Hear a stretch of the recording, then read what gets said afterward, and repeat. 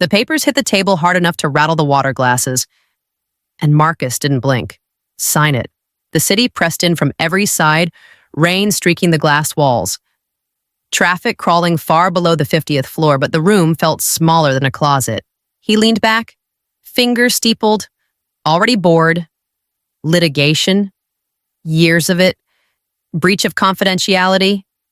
He listed the words the way people list groceries, confident the weight would do the work for him. I didn't reach for the pen. I watched the line where my name would go and felt the old pressure settle between my shoulders. The kind that tells you to choose quickly or be crushed. My name is Ashley. I am 41 years old. The thought slid through me while he talked, not as an introduction, but as a reminder of how many meetings like this I had survived by keeping my face still. He nudged the stack closer with 2 fingers. $10 million worth of compliance authority, stripped down to a signature and a threat. He believed the ink would end me. He believed the certificate was a trophy. I turned the pen once. Slow, heavy, cold. The cap clicked against my nail. You're certain you want me to sign this version? His mouth twitched. The smirk came fast, practiced. He pulled the page toward himself and signed first. Bold and quick, acknowledging receipt and responsibility as if it were a courtesy. The pen slid back to me. The room waited. I signed second. The pen dragged for half a breath, then flowed. When it was done, I set it down where he could see it, straightened the paper, and stood. Security shifted by the door. My badge came off without a sound and stayed on the table. Good luck with the inheritance. Marcus, you're going to need it in the morning. The elevator ride down felt longer than it should have. Outside, the rain smelled clean. Across the street, the building glowed like it always had. Indifferent. This story is a work created by our writing team. I crossed without looking back. If losing everything sounded like freedom when it finally arrived, what did that say about the life I'd been protecting all along? Behind the glass, he was already celebrating. Security didn't grab my arm. They didn't need to. The taller one opened the door and waited. Eyes fixed on the hallway like this was already done. My badge slid across the desk toward him. He checked it once, then tucked it away as if it had never belonged to me. By the time the elevator reached the lobby, my phone vibrated. Then again, then stopped. The screen refreshed to a blank slate. Slack signed me out. Email followed. The internal directory blinked and my name vanished. It was efficient. 30 seconds. Maybe less. I had built systems that worked like that when someone decided you were a liability. At the turnstiles, a familiar voice carried from behind the glass. Marcus was laughing loud. Open. Unbothered. Someone clapped him on the shoulder. A celebration had started without me. Outside, I crossed the street and took the first open seat in a cafe. The barista asked what I wanted. I asked for whatever was fastest. The cup arrived hot enough to sting my palm. I didn't flinch. Another vibration. This one landed like a slap. Internal notice termination for professional incompetence. Effective immediately. No signature. No explanation. Just enough language to poison a reference check and keep mouths shut. Across the street, the building glowed. Lights on. Meetings rolling. My work humming without me. A man I used to trust stepped out onto the sidewalk. Phone pressed to his ear.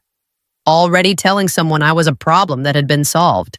If I wasn't scared, what was I waiting for? The answer settled in my chest. Steady and practical. I watched the doors. Counted breaths. Let the first wave pass. A text broke through from an unknown number. We need access. Now. Another followed. Sharper. This isn't funny. I set the phone face down. Took a sip. The heat grounded me. Inside. Someone raised their voice. A hand hit a table. Through the glass, a security guard leaned toward a desk, listening harder than before. My phone buzzed again. Longer this time. Then it rang. I didn't answer. My phone rang again. Different number this time. I answered before it could stop. We're activating the certificate. A voice snapped, clipped and breathless. Compliance needs your sign-off. You already have it, I replied. You made sure of that? A pause. Paper shuffling. Someone covering a receiver. That's not what I mean. I know. The line went dead. I watched the screen fade and felt the familiar tug of a system pulling too hard. Too fast. The certificate wasn't cash. It never had been. It was permission, federal permission, to keep a merger alive, to keep trucks moving, to keep contracts from freezing. Without it, the deal collapsed in public. Ugly ways. Another call pushed through. This one stayed quiet for a beat longer, like the person on the other end was choosing words carefully.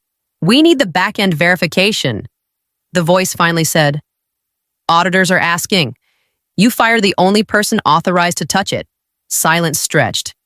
A chair scraped. Someone muttered a curse. "Just give us the access and we'll make this right." I laughed once. Short.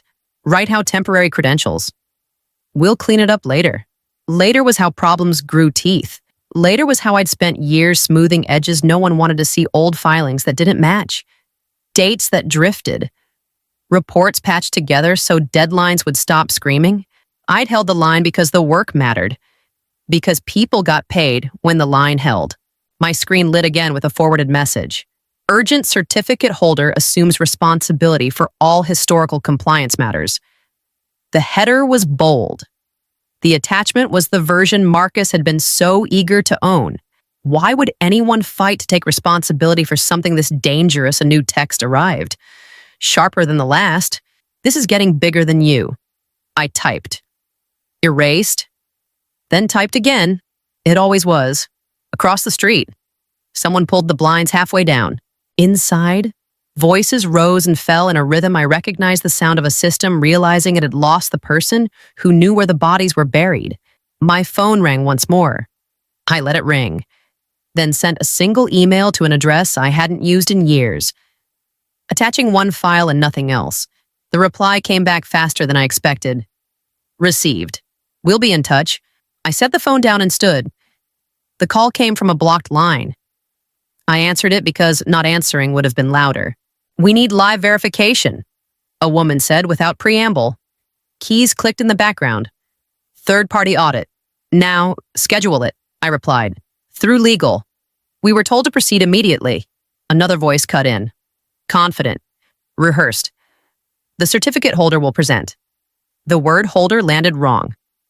I pictured Marcus standing where I used to stand, shoulders squared, smiling like paper could replace a system. Minutes later, my phone lit up again. "No blocking this one. Get on." Marcus snapped the moment the call connected. The sound of a room buzzed behind him, chairs moving, a projector fan whining. "They're asking for the back end. You've got the certificate. I have your certificate. Then you have what it gives you." A beat. The fan grew louder. "The access isn't working." I imagined him turning the pen between his fingers. The one he'd signed with. "That's not possible." "You changed the permissions," I said. "You terminated my access. I'm authorizing you right now. I don't have authority anymore." I kept my voice even. "If I log in, it's unauthorized access, federal offense." Someone near him whispered too close to the phone. The whisper turned sharp. A chair scraped. "Don't play games." What kind of system collapses the moment its creator is erased? Silence. Then a forced laugh that fooled no one. "Just give us temporary credentials." "There aren't any." "Then recreate them." "You can't recreate a trail you deleted." The room on his end erupted overlapping voices. A muffled curse. The click of a mouse slammed too hard. He pulled the phone away, then back. "You built this?" He said, slower now. "Fix it." "I did build it." I paused. "And you fired the person who could touch it." A new voice cut through, tight and controlled. "Mr. Hale, we're recording this session." Marcus exhaled through his nose. "Stand by," he told them. Then to me, low and dangerous. "You're making this worse. I'm staying within the rules you enforced." The line went dead. A notification followed, meeting invite marked urgent. Another labeled escalation. I didn't accept either. Instead, I forwarded the missed call log to the same address as before and watched the typing indicator flicker to life. Pressure was building. I could feel where it would break. The headline hit before breakfast, then another, then 3 more, all saying the same thing with different verbs. Former executive hid corporate assets, Sources question Ashley's stability. Vindictive exit leaves company exposed. My phone filled with messages that weren't really messages. Requests framed as concern. Warnings framed as advice. A producer left a voicemail that started friendly and ended sharp. If you don't respond, the narrative hardens. I'm not responding. I told the next caller. You're letting him define you. I'm letting him talk. A text from Marcus followed. All confidence and teeth. Fix this, or I will. I didn't reply. By noon, an email circulated with my name bolded and my work reduced to a phrase I'd never used. Hidden assets. It was loud, sloppy, designed to corner me into a denial so he could argue intent. My attorney called once. I let it ring. Then answered on the second attempt. They're escalating. She said, if you go quiet, it looks like guilt. I know. Then why? Because silence is cleaner. She exhaled. They'll come after your credibility. They already are. What about an interview? A short statement. No, a pause. Paper shifting. Then tell me what you want to do. I want to open the door. To what everything? I sent one form, no press, no spin. A voluntary cooperation request. Filed straight and narrow. My name at the top. Signature steady. The confirmation came back with a reference number and a promise of contact. My attorney went quiet again, then laughed once. Surprised. You're inviting scrutiny. Why would someone volunteer to be investigated? Another call broke through. This one hot. You think this makes you look innocent? Marcus's voice cut through the line. You think regulators are your friends? I think records are... You're cornering yourself. I'm stepping into the light. You don't get to control this anymore. I never did. He hung up. An alert followed from a trade desk I recognized. Subject line clipped and urgent. Merger review status updated. I closed the app without opening it and forwarded the notice to my attorney with 2 words. We're live. My phone buzzed again, longer this time. I let it buzz. The music was loud enough to cover raised voices, which was why he chose the corner by the bar. I felt him before I saw him too close. Breath sharp with alcohol and certainty. You think filing paperwork makes you untouchable? I turned my glass once on the counter and kept my eyes on the room. It makes me documented. You're playing a dangerous game. His shoulder blocked my exit. People go to prison for what you pulled. A laugh bubbled up behind him. Someone clinked glasses. He leaned in, lowering his voice like that made it private. Drop the cooperation stunt. Give me the access. I'll make this go away. I met his eyes then. Close enough to see the tick start in his jaw. Section of 4.2 of the certificate. I said quietly, it contains a systemic flaw. He blinked. The tick paused. I spent 2 years keeping it from triggering. I continued. Every day. Without me. The dam doesn't hold. He smiled. Slow and indulgent. The way people do when they think they've caught a lie. You expect me to believe you built a trap and forgot to tell anyone I didn't forget? Then you hit it. His voice rose. A few heads turned. That's fraud. I prevented harm. You protected yourself. He straightened. Confidence flooding back. And now you're exposed. What happens when the person who held the floodgates leaves a server slid between us with a practiced apology? Marcus took the opening, stepping back just enough to look generous. You're bluffing, he said, louder now. For the benefit of the nearby suits. You always were dramatic. I finished my drink and set the glass down. Then you have nothing to worry about. He laughed again, sharper this time, and clapped once as if the matter were settled. Enjoy your night. As he walked away, his phone buzzed. He glanced at it, frowned, then kept moving.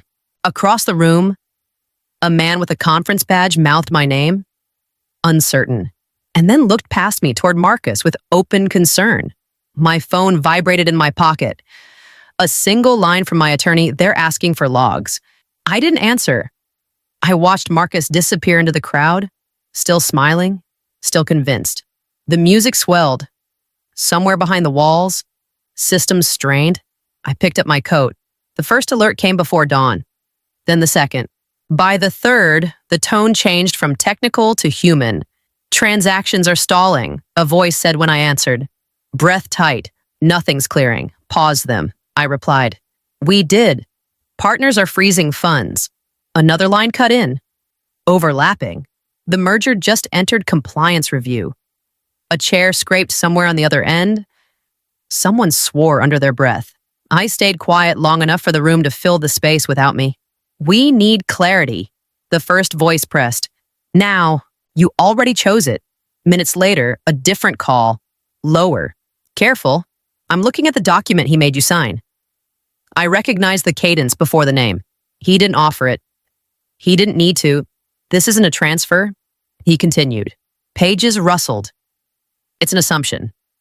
Assumption of what? I asked. Knowing the answer. Liability.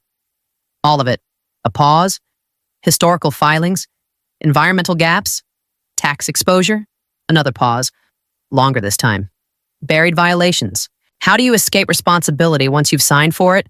He exhaled. He didn't take an asset. No, I said. He adopted everything. A muffled argument flared behind him. Someone demanded timelines. Someone else asked for numbers and didn't like the sound of the reply. The line went quiet, then returned. They're asking how this happened. Tell them to read what he signed. They are. A new notification slid across my screen. Partner conference call canceled. Another followed. Funding hold in effect. My phone buzzed again. Harder this time. I didn't answer. I watched the timestamp stack and felt the weight shift. Slow but undeniable. The lawyer spoke once more. Voice stripped of pleasantries. He wants to unwind it. There's nothing to unwind. He doesn't understand. He will. The call ended. A message arrived from a number I hadn't saved. No greeting, no threat. Just 3 words. Call me. Now. I locked the screen and stood. Outside, the day was already moving. Inside the system, the first domino had fallen, and the rest were lining up behind it. The call came through as a missed video. Then a second later, as a voice line, I answered the voice. He's losing control, the lawyer said. No greeting. Paper crackled. Breath uneven. I'm walking into his office now. I didn't respond. I didn't need to. The next sound was a door hitting a wall. A chair scraped hard enough to screech. You didn't acquire $10 million, the lawyer snapped. Words landing like blows. You admitted responsibility. A pause.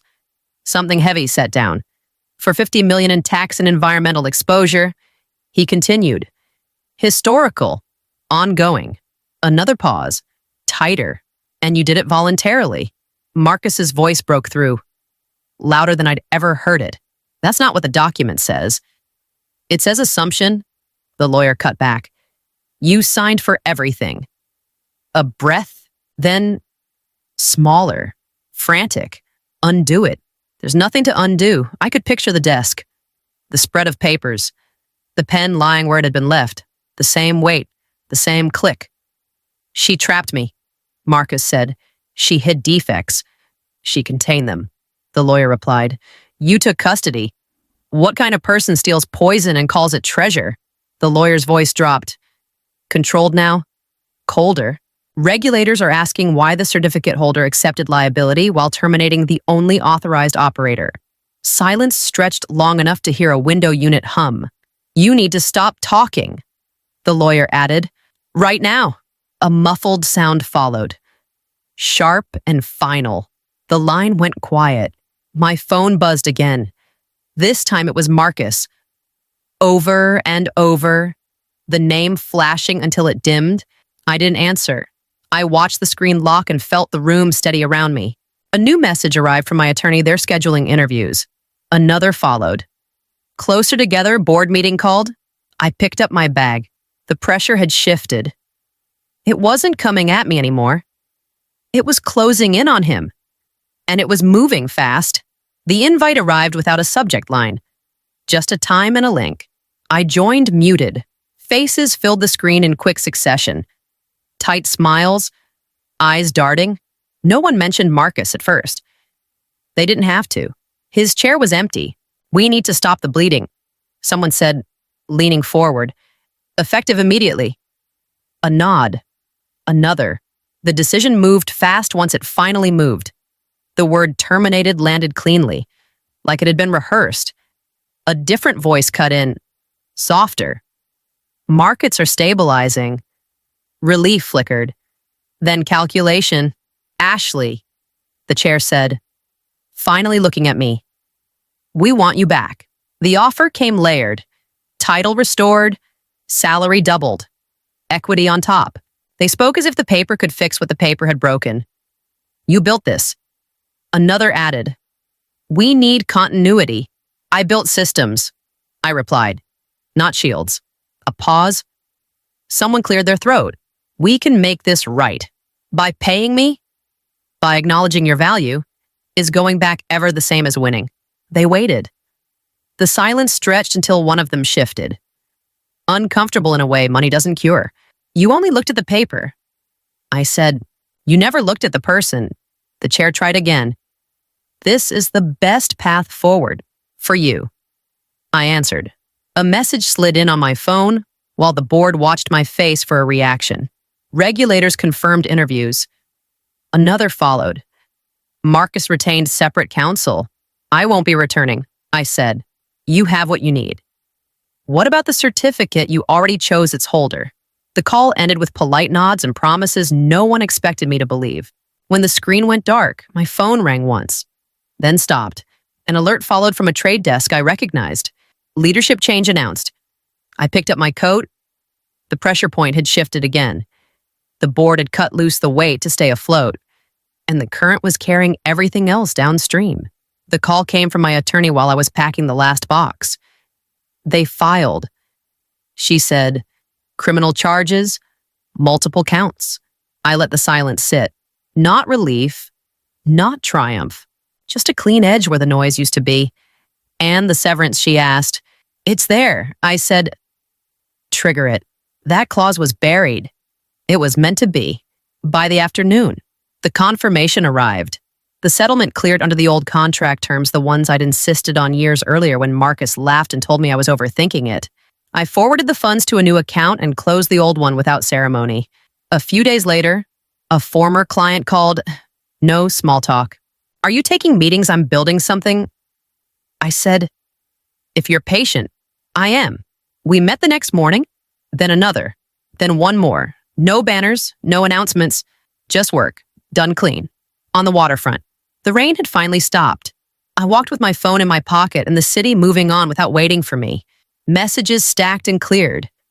One from the board, carefully worded. One from a reporter, politely persistent. I answered neither. Marcus thought he took my sword. He never realized it was a timed charge. And he pulled the pin himself. I stopped near the water and watched the ferries come and go. The noise faded to a level I could live with. Here's the lesson I earned. Silence is not surrender when it's chosen. Boundaries matter more than titles. If someone demands your compliance at the cost of your name, walk away and let the paper speak for itself. Thank you for staying with me through this. If you've been in a room where pressure tried to make your decisions for you, I'd like to hear how you handled it. Share your thoughts in the comments. If stories about holding your ground resonate, stick around. I'll be here, telling more of them.